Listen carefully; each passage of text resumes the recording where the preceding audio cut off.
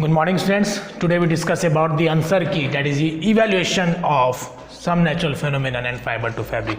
जो एग्जाम्स आपके हुए थे some natural phenomenon का और fiber to fabric का, उसका आंसर की डिस्कस करेंगे ताकि सही बच्चों के जो कॉन्सेप्ट वो और भी क्लियर हो सके। तो चलिए स्टार्ट करते हैं अपना इवेल्युएशन क्वेश्चन नंबर 1 से।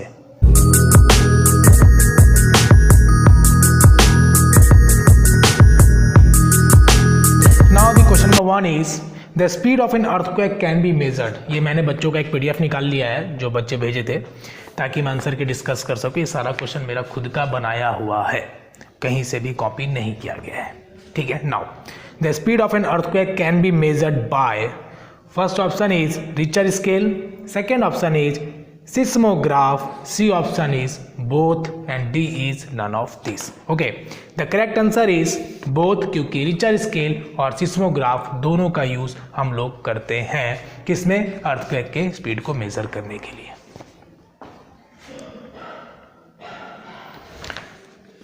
क्वेश्चन नंबर 1 का आंसर हो जाएगा आपका both. Okay, that is option number C, जो है आपका सी है। Now second one is earthquake caused by disturbance deep inside the. Okay, जो अर्थक्वेक काउज्ड होता है, आपको मैंने बताया था कि 3 लेयर्स होते हैं earthquake, crust, mental and core. Okay, तो क्रस्ट आपका एक लेयर है, तो क्रस्ट आपका क्या हो जाएगा, आंसर हो जाएगा, क्योंकि अर्थक्वेक जो होता है वो सबसे पहले कहाँ, क्रस्ट को डिस्टर्ब करता है। ओके, तो option number 1 is crust,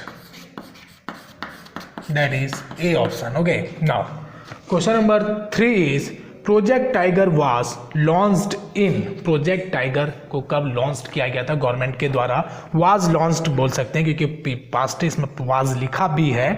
project tiger was launched in, option number 1 is 1974, B is 1973, C is both and D is none of this. Okay, तो आंसर हो जाएगा आपका दैट इज बी 1973।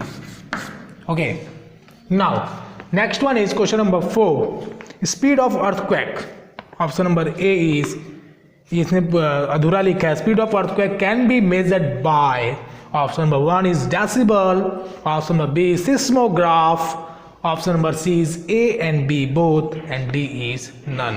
okay, तो इसका answer मैंने जो बताया था जो होना चाहिए आपका, that is A and B both. देखिए स्पीड जो होता है डेसिबल, सिस्मोग्राफ और रिचर स्केल, तीनों के अगर ऑप्शंस दिए गए हैं तो तीनों आपका सही है, ठीक है। तो इसका आंसर यहाँ पे 2 ऑप्शन मैंने दिए थे, that is A and B both आ जाएगा आपका answer, option number C, A and B both. Okay, now question number 5 is power of earthquake is expressed in. जो पावर जो अर्थक्वेक है वो किसमें एक्सप्रेस्ड किया जाता है, option number 1 is force, B is magnitude, C is both and D is none of this. Okay, तो इसका आंसर हो जाएगा आपका मैग्नीट्यूड, मैग्नीट्यूड दैट इज, इसका आंसर हो जाएगा option number B. Okay, now question number 6 is, we discuss the question number 6. Question number 6 is the speed of destructive earthquake is। जो speed जो होता है अर्थक्वेक का कितना होता है तो ज़्यादा नुकसान होता है। Option number 1 is more than 5, option number B is more than 7, option number C is more than 10, option number D is more than 15। तो आपका जो करेक्ट आंसर होगा that is B option, more than 7। Okay, more than 7, B option। okay, now question number 7 is transfer of charge from charge object to the earth is called, option number A is earth, B is wire, C is current and D is none of this। Very good, इसने सही मारा है, that is none of this, क्योंकि इसका answer होगा earthing. Okay, इसका हो जाएगा none of this, that is D. Correct answer क्या होना चाहिए बच्चा करेक्ट आंसर होना चाहिए अर्थिंग। ओके स्टूडेंट्स, इसका आंसर हो जाएगा अर्थिंग।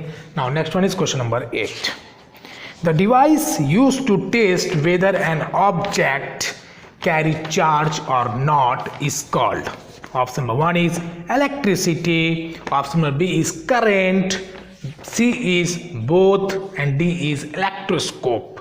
ओके, तो इसका जो आंसर हो जाएगा बेटा, इसका आंसर हो जाएगा electroscope. Okay, that is D option.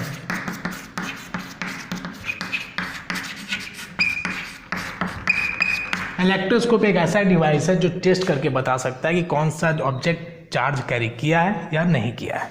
Okay, now we discuss the question number 9। During thunderstorm which charges attract to each other.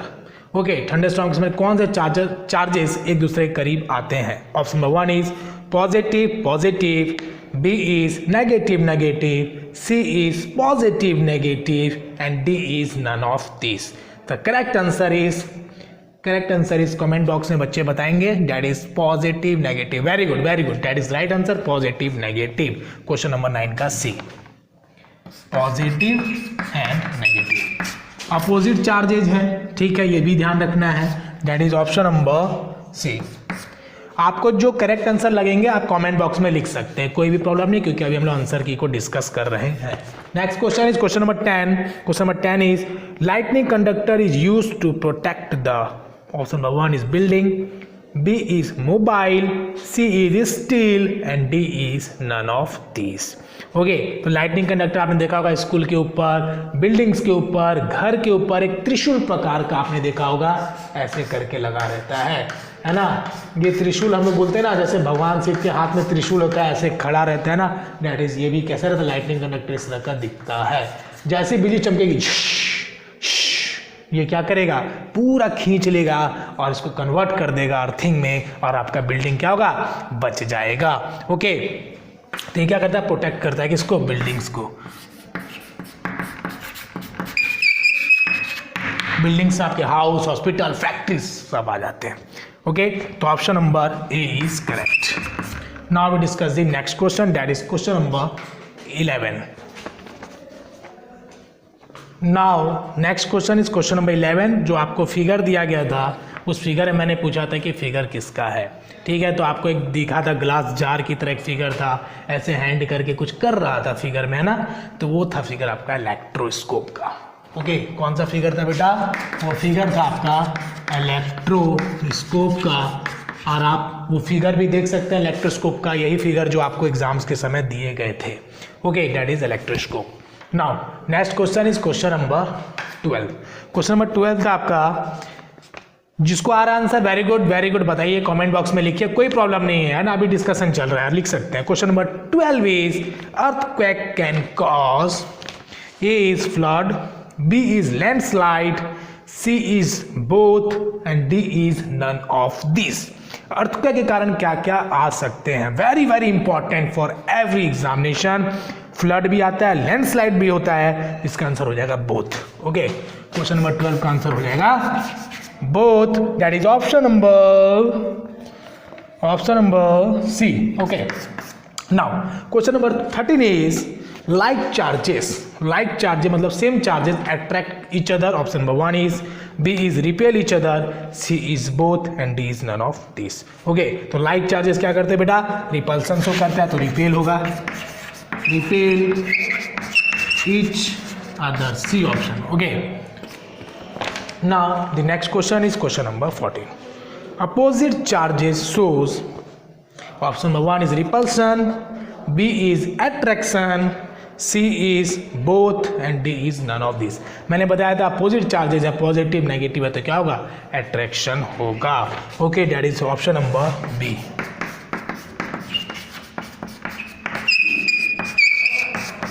Now next one is question number 15। Electric charge produced by rubbing is called, वो कौन सा charge होगा, that is static. Option number 1, B is generator, C is AC and D is DC। Okay, AC for alternating current, DC for direct current, तो आपका option क्या जाएगा, question 15 का A हो जाएगा, that is static. Okay, now next one is question number 16।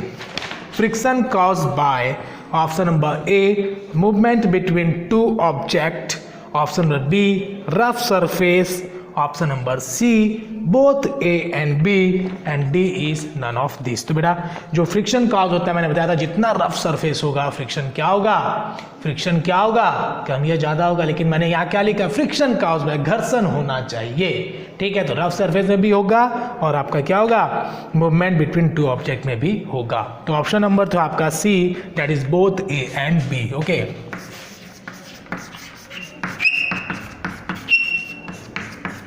Now question number 17, there are dash types of charges. कितने charges होते हैं वो आपको बताना था। 2 चार्जेस होते हैं बेटा। कौन से होते हैं, 2 टाइप्स ऑफ चार्जेस होते हैं, that is positive and negative. Okay, now next one is question number 18, fibers obtained by chemical treatment of wood pulp is called, option number 1 is rayon, B is man-made and C is natural and D is synthetic। Okay, तो chemical treatment of wood pulp जहाँ आ जाएगा बेटा, would pulp जहाँ लिख देगा वहाँ पे लिख देना rayon. Okay, that is option number A, है ना, option number A right.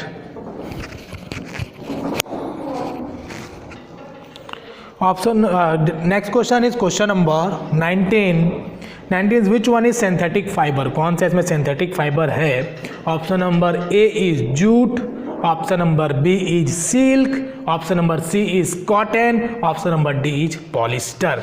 Okay, तो इसका आंसर क्या हो जाएगा बेटा, इसका आंसर हो जाएगा POLYESTER, polyester, that is option number D. Okay, मैं आपको थोड़ा सा समझा देता हूँ आपको कैसे याद रखना है। आपका पेन का स्पेलिंग जो भी होता है आप याद रखना, पेन का स्पेलिंग PEN और P for polyester, N for nylon, और ये आपका पेन का क्या हो जाएगा स्पेलिंग। यहाँ पे हम लोग याद करने के लिए क्या करेंगे, यहाँ पे लिखेंगे A और A फॉर क्या हो जाएगा एक्रेलिक, N फॉर हो जाएगा नाइलॉन और P फॉर हो जाएगा पॉलिस्टर। ओके, और ये तीनों क्या है आपके, ये तीनों है सिंथेटिक फाइबर। ये आपके क्या है सिंथेटिक फाइबर। और आपको नेचुरल फाइबर तो पता है, जूट, कॉटन, ये सब क्या है सिल्क, सब पेड़ से ही तो आते हैं, और जो पेड़ से आता है जो नेचर से आता है वो नेचुरल फाइबर हो जाएगा। तो नेचुरल फाइबर भी लिख लीजिए, बच्चे बोल रहे सर लिखवा दीजिए, बेटा जरूर लिखवा देंगे। नेचुरल फाइबर, नेचुरल फाइबर पहला लिख लीजिए जूट, दूसरा लिख लीजिए सिल्क, तीसरा लिख लीजिए कॉटन। ओके, ये आ गया आपके नेचुरल। सर थोड़ा इनके बारे में बता दीजिए। ओके, बता देते हैं। देखिए, जूट आपका जो होता है ना, सबसे ज़्यादा वेस्ट बंगाल, बिहार और असम में इसका कल्टीवेशन होता है। ओके, कल्टीवेशन कहाँ पे होता है, फर्स्ट ऑफ ऑल जूट का यहाँ पे देखेंगे, West Bengal, Bihar and Assam. Okay, jute को काटा कब जाता है, ठीक है, फ्लावरिंग स्टेज में, जब उसके फ्लावर्स निकलने लगते हैं तो उसको काट दिया जाता है। ठीक है, लिखेंगे यहाँ पे harvested at flowering stage. Okay, नाउ देखिए क्वेश्चन नंबर 19 में हम डिस्कस कर रहे थे नेचुरल फाइबर्स के पॉइंट के, जिसमें हमने आपको बताया, फर्स्ट पॉइंट बताया था आपको जूट के बारे में। जूट जो होता है आपका वेस्ट बंगाल, बिहार एंड असम, इन 3 जगहों पर ज़्यादा इसका कल्टीवेशन होता है। ओके, ये तो हो गया आपका कल्टीवेशन। ओके, काटा कब जाता है, काटते कब है इसको, harvested at flowering stage.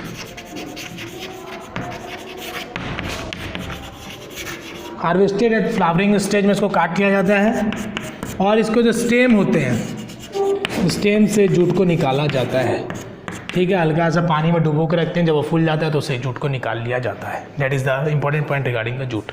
Sir silk के बारे में बता दीजिए। देखिए बेटा, सिल्क के बारे में आपको 2-3 पॉइंट बता देता हूँ। सिल्क आराम से इसको प्राप्त किया जाता है।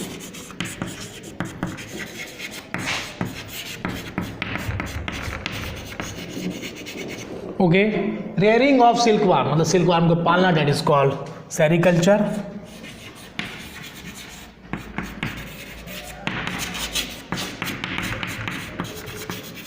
रेयरिंग ऑफ सिल्कवर्म को क्या बोलेंगे हम लोग?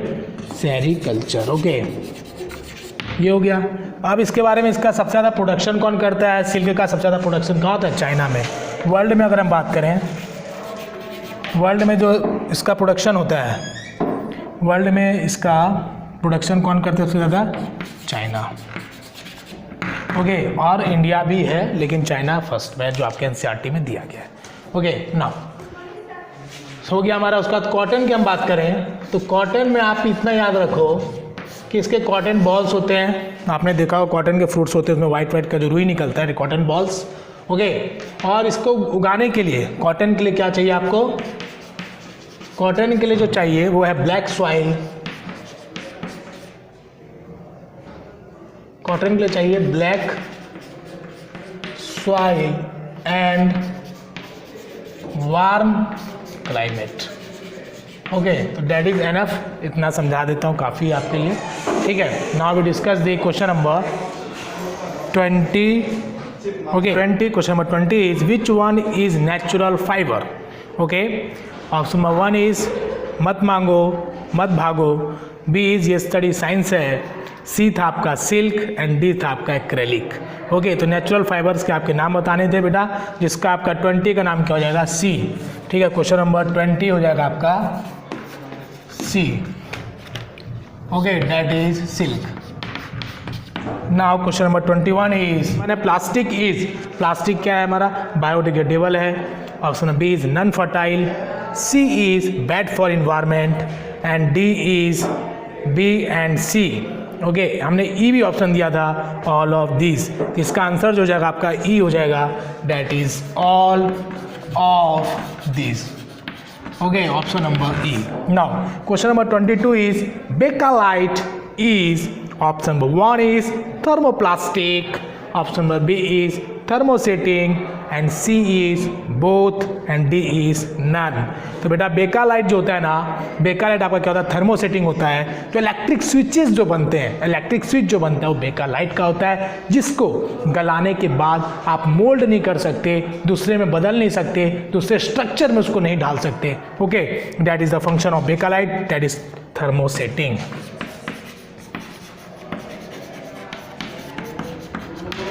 थर्मोसेटिंग, इसका जो एग्जाम्पल है आपका, ऑप्शन नंबर जो है आपका क्या है? Option number B. Okay, now question number 23 is bakelite is use for making switches. Okay, अभी मैंने आपको बता दिया था, इसका क्या हो जाएगा? Switches.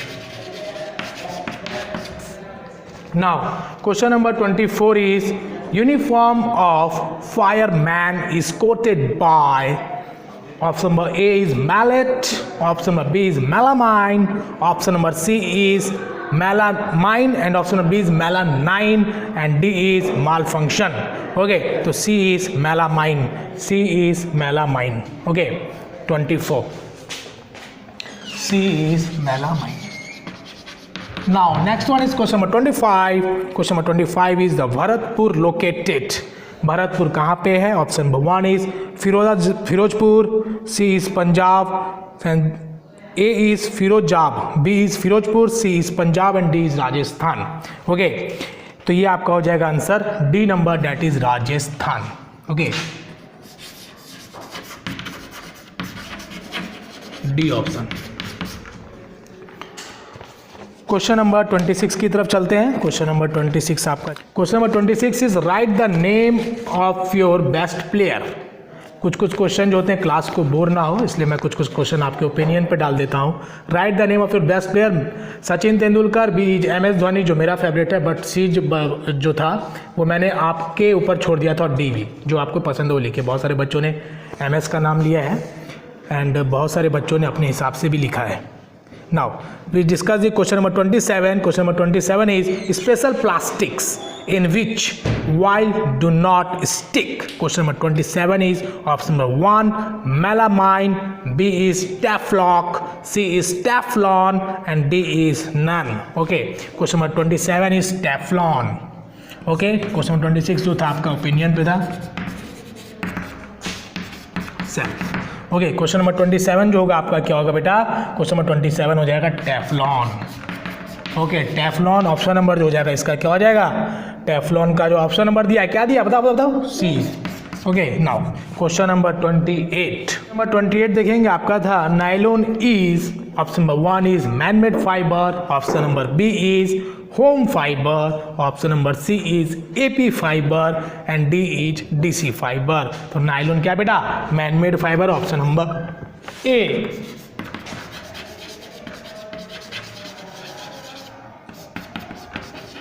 man-made fiber. Now, question number 29 is plastic is very reactive. Option number B is non-reactive, C is both and D is none. Okay, तो इसका क्या हो जाएगा, non-reactive. That is option number B.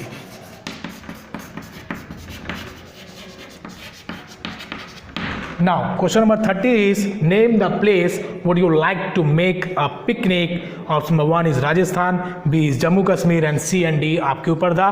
तो बहुत सारे बच्चों ने J and K लिखा है, तो इसका भी आंसर क्या होना चाहिए, सेल्फ होना चाहिए। ओके, नाउ ये थे 30 क्वेश्चन जो मैंने डिस्कशन किया, जिसमें 28 क्वेश्चन जो था आपका सिलेबस से साथ 2 क्वेश्चन आपके ऊपर छोड़ दिया गया था, मतलब सेल्फ इंटरेस्ट के प्रति दिया गया था। तो इसमें से जो भी क्वेश्चन जो आपने नहीं बना पाए हैं, उसमें से जो भी आपको प्रॉब्लम है आप कमेंट बॉक्स में लिखिए। ज़रूरी नहीं है कि आप जब भेजोगे तुरंत आंसर मिल जाएगा, बिकॉज मैं भी इंसान हूँ, कंप्यूटर तो हूँ नहीं, थोड़ा वेट एंड वॉच करना पड़ेगा। लेट नाइट तक वेट करिए, नहीं होता अगला दिन तक वेट करिए, उसके बाद डायरेक्ट फ़ोन कॉल मिलाइए, आपको आंसर शायद मिल जाएगा। Okay, now that is the discussion of 30 questions. और आपको जो भी प्रॉब्लम्स है दूर करने की पक्का प्रयास की जाएगी। जो भी चैप्टर्स आपको दिए जाते हैं उनको रिवाइज करिए और आगे पढ़ते रहिए। जो भी क्लासेस दिए जाएंगे उसके एग्जाम्स होंगे, एग्जाम अटैम्प्ट करिए। वेरी वेरी इंपॉर्टेंट क्वेश्चंस आपको हमेशा लेके आऊँगा और हर एक चीज़ों के आपके कॉन्सेप्ट को बिल्ड करने की कोशिश किया जाएगा। ठीक है, साइंस को सबसे ईजी बना देना है, क्रमबद्ध ज्ञान, विज्ञान, systematic way of studies call science. पहले लेसन देता हूँ मैं, उसके बाद एक्सरसाइज सॉल्यूशन देता हूँ, उसके बाद क्लास टेस्ट लेता हूँ, उसके बाद MCQ क्वेश्चन देता हूँ, ताकि आपके सारे कॉन्सेप्ट एक साथ क्लियर हो जाए। मैंने अपने जीवन में अपने जैसा पढ़ाने वाला टीचर कभी नहीं मुझे मिला। मैं ऑनेस्टली कहता हूँ, मेरे इस फील्ड में आने का ये कारण ही है कि मैंने ये सोचा था कि मैं बनूंगा तो टीचर, ये मेरे दिमाग में शुरुआत से क्लियर था। मैंने बहुत ज़्यादा ये नहीं सोचा था, सिविल सर्विस के बारे में दिमाग में था, बट मेरे दिमाग में ये था कि सोशल वर्क ही करना है। तो टीचिंग जो लाइन है that is also social work. आप समाज की सेवा करते हैं, किसी बच्चे को पढ़ाते हैं, किसी गरीब बच्चों को पढ़ाते हैं, तो वो अलग मैटर है, गरीब अमीर की बात अलग है, लेकिन ये सोशल वर्क है जो मुझे पसंद है। ओके, बहुत ज़्यादा मैंने उड़ान नहीं भरे, लेकिन ये तो दिमाग में ख्याल आया, no one a single teacher except mathematics teacher and sports teacher. दिल से उन्हें मानता हूँ, आज भी सम्मान करता हूँ, लेकिन उसके अलावा मेरे जीवन में ऐसा कोई भी टीचर नहीं मिला जो मुझे मेरे ऐसा पढ़ाता हो या फिर बहुत बेहतरीन ढंग से पढ़ाता हो, जो मुझे लगे कि नहीं ये एक टीचर है जिसकी मैं सम्मान कर सकता हूँ। No one a single teacher, बिल्कुल खुलेआम बोल रहा हूँ, बिल्कुल सही बता रहा हूँ। ठीक है, इसमें कोई भी हिचक नहीं है। ठीक है, जब आप सच बोलते हैं तो लोगों को बुरा लगेगा, लेकिन थोड़ी देर के लिए लगेगा। जब आप सच बोलेंगे तो लोग जलेंगे, थोड़ी देर के लिए जलेंगे, लेकिन आपको वो भी मानेंगे क्योंकि आप सच बोल रहे हो। आपने जो बोला सामने बोला, पीठ पीछे जो बुराई करते हैं, पीठ पीछे जो आपके बारे में बोलते हैं, इग्नोर इट। कोई जवाब देने की ज़रूरत नहीं है। जब आप चलोगे सीधा, जब आप अच्छा काम करोगे ना, तो लोग आपकी बुराई करेंगे, करने दो, कोई फ़ायदा नहीं है। दुनिया में 2 तरह के लोग हैं, मैं बताता हूँ। दुनिया में एक ये लोग हैं, एक ये लोग हैं।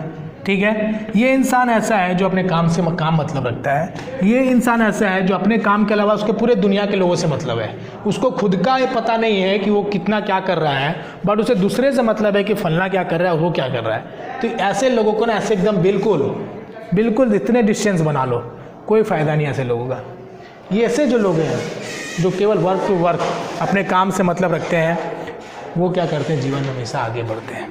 ओके, इन जैसे लोगों से मिलो, आपको बहुत सारे पॉजिटिवनेस, बहुत सारे अच्छी चीज़ें आपको सीखने को मिलेंगे।